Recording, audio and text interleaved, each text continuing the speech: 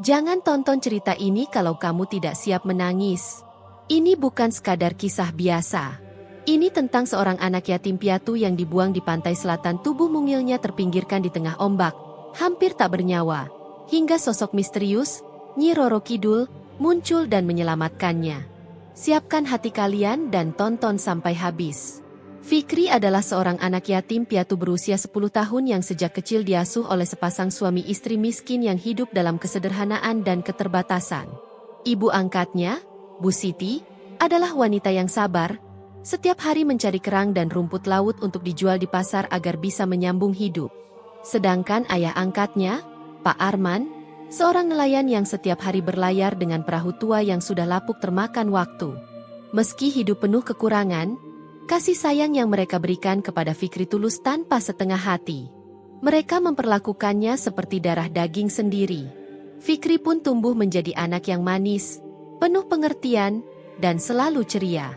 Setiap pagi, ia menemani Bu Siti menyusuri pantai, mengais sisa-sisa laut yang bisa dijual demi sesuap nasi.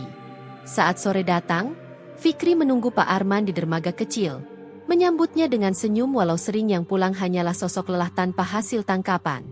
Hidup mereka memang sulit. Tapi di tengah kesulitan itu, Fikri selalu bersyukur. Ia tahu ia disayangi dan tidak sendiri. Namun, jauh di lubuk hatinya, Fikri selalu bertanya-tanya tentang asal-usul dirinya. Siapa sebenarnya dia? Dari mana ia berasal? Dan mengapa setiap kali menatap laut, hatinya selalu terasa hampa? Tidak ada yang tahu pasti bagaimana Fikri bisa sampai ke tangan pasangan miskin itu. Laut menyimpan rahasia yang hanya dimengerti oleh sedikit manusia.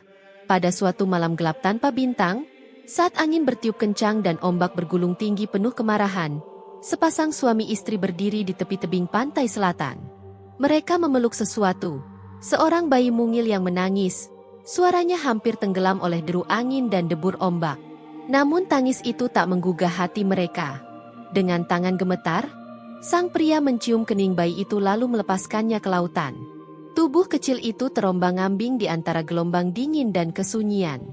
Seharusnya, itu menjadi akhir dari perjalanan hidup sang bayi. Tapi lautan ternyata punya kehendak lain. Dari dasar samudra, muncul sosok anggun yang diselimuti cahaya kebiruan. Rambutnya panjang dan melayang lembut di dalam air. Tatapannya tajam tapi penuh kasih. Dialah sang penjaga laut selatan, Nyi Roro Kidul. Dengan tenang, ia mengangkat bayi itu dari gelombang yang ganas, memeluknya erat, dan membisikkan mantra pelindung. Aku tahu kau tak bersalah, Nak, tapi dunia ini kejam pada yang tak berdosa.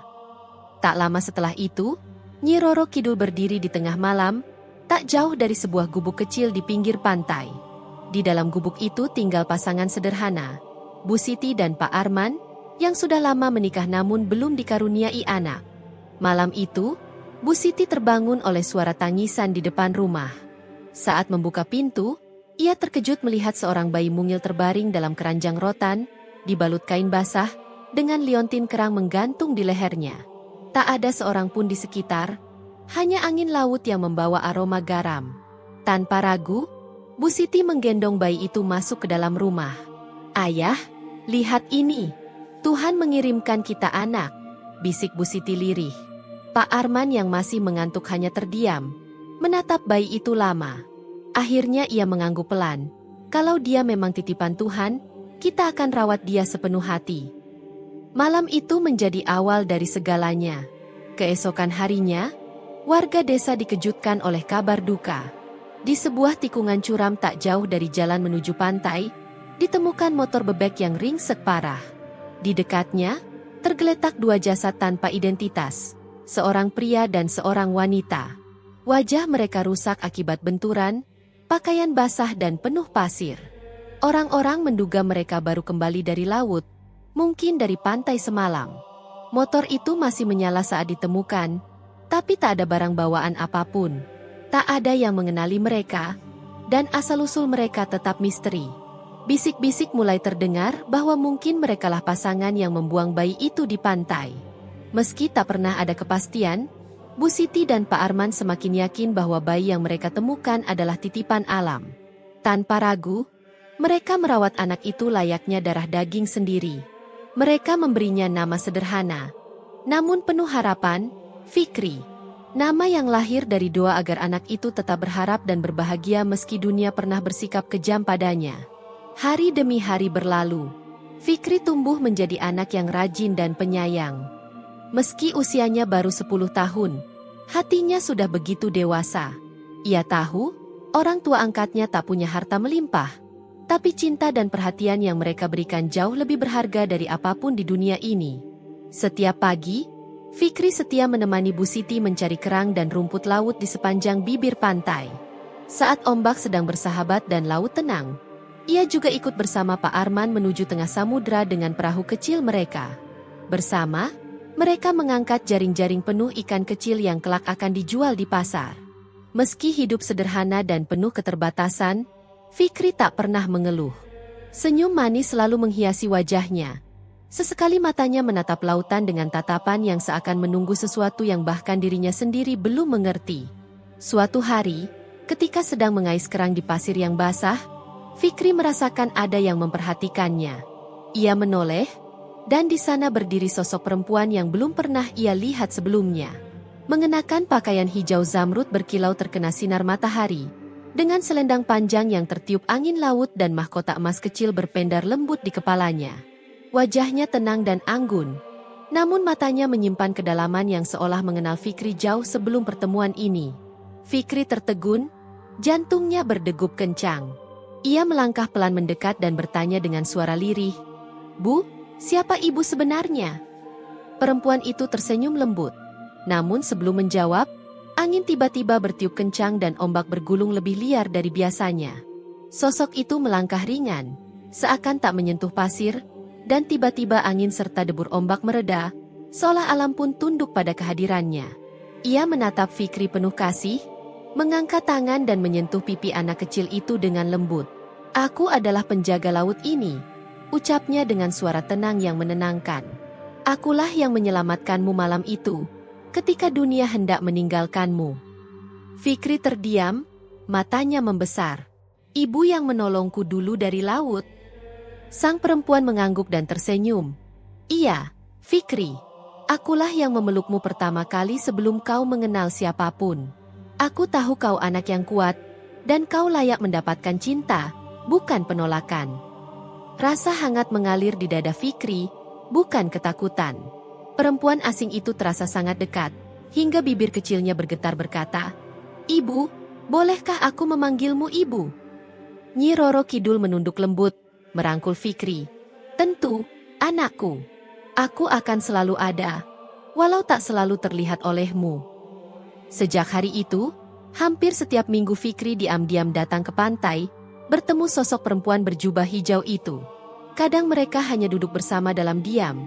Kadang Nyi Roro Kidul bercerita tentang laut dan makhluk yang tak pernah dilihat manusia.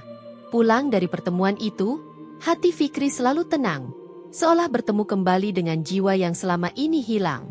Tahun-tahun berlalu, Fikri tumbuh menjadi pemuda gagah penuh tanggung jawab di usia 20 tahun. Senyumnya tetap tulus dan penuh harapan seperti dulu. Didikan Bu Siti dan Pak Arman membuatnya tak hanya rajin, tapi juga rendah hati dan menghormati sesama. Dengan bekal pengalaman dari laut, Fikri memulai usaha kecil sebagai penampung hasil tangkapan nelayan. Setiap pagi, ia menyambut perahu-perahu yang pulang, membeli ikan hasil tangkapan, lalu mengelolanya dengan teliti. Usahanya berkembang pesat berkat ketekunan dan kejujuran. Namun, Fikri tak pernah meninggalkan rumah sederhana tempat ia dibesarkan. Kesuksesan baginya bukan alasan melupakan asal-usul dan cinta yang telah membentuknya. Di tengah kesibukan, Fikri selalu menyempatkan diri berjalan ke tepi pantai, tempat kenangan dan ketenangan hatinya bersemayam.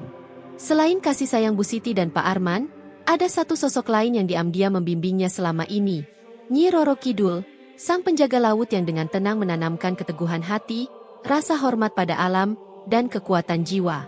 Itulah didikan yang membuat Fikri tumbuh menjadi pemuda penuh welas asih, tak hanya sukses, tapi juga memiliki hati yang besar. Fikri bukan hanya berhasil mengangkat dirinya keluar dari jerat kemiskinan, tapi juga turut membawa perubahan besar bagi kehidupan Bu Siti dan Pak Arman. Rumah mereka kini tak lagi reot, telah direnovasi menjadi tempat tinggal yang layak dan hangat. Mereka tak perlu lagi mencemaskan esok akan makan apa. Kekhawatiran itu telah berganti dengan rasa syukur yang diam-diam mengalir setiap pagi. Namun, seiring Fikri tumbuh menjadi dewasa, sosok Nyi Roro Kidul perlahan menghilang dari pandangannya. Tak ada lagi perjumpaan di bibir pantai, tak terdengar lagi suara lembut dari gaun hijau yang menari bersama angin. Fikri sering datang seorang diri ke tempat biasa mereka bertemu, berharap sekilas saja bisa menangkap bayangan perempuan yang dulu memeluknya dari gelombang malam. Tapi laut tetap diam, hanya angin yang membisikkan kenangan. Meski begitu, tak sekalipun Fikri merasa kecewa. Ia memahami, dengan kedewasaan yang dibentuk oleh kasih dan waktu, bahwa mungkin memang sudah waktunya ia berdiri di atas kakinya sendiri. Menjadi laki-laki yang tangguh dan mandiri. Ia tahu, cinta seorang ibu sejati tak selalu hadir dalam wujud yang bisa disentuh. Cukup terasa dalam dada, cukup dikenang dalam diam. Sore itu, ia berdiri menatap lautan. Angin berhembus pelan, langit berwarna tembaga.